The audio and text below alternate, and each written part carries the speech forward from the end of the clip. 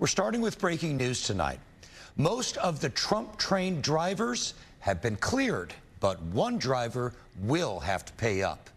The group of former President Trump supporters surrounded a Biden-Harris campaign bus on I-35 in San Marcos. This was just days before the 2020 election. 3 people on the bus sued, claiming that Trump train violated federal law. Fox 7 Austin's Meredith Aldis joining us live from the federal courthouse downtown, where the jury decided the driver's fate this afternoon. Meredith. Yeah, Mike, the jury started deliberating late on Friday. They picked back up this morning, and at a little before 4 o'clock this evening, they made their decision.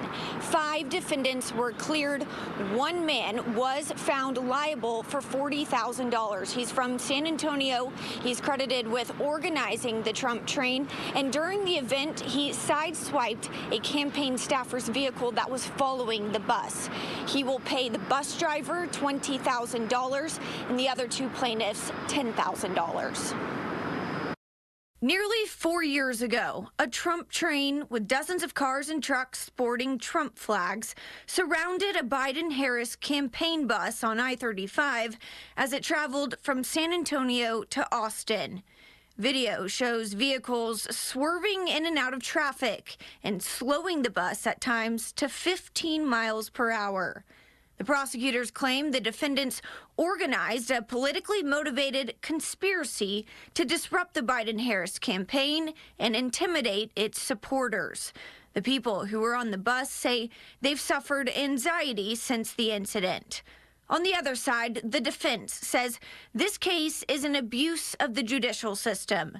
Defendants argue they didn't intend to prevent political activity, and the incident was an exercise in free speech to show support for their candidate. Anytime political speech is heard before the courts, it generally has the highest protection, and the courts then have to determine where does that free speech actually end. That's part of what jurors are deliberating after 2 weeks of trial in an Austin federal courtroom. We have to be careful, because if we start using laws to stifle political speech and speech we disagree with, then people are going to be afraid. But similarly, the right to free speech is not absolute, and it doesn't include violence and intimidation.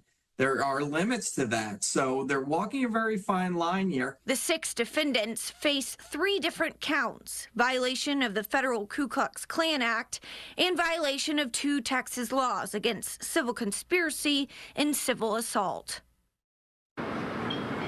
The plaintiffs say this case shows that it is not acceptable to intimidate, threaten, or harass people who are trying to campaign. They say although they don't necessarily agree with the decision for the 5 plaintiffs who were cleared, they do respect the decision.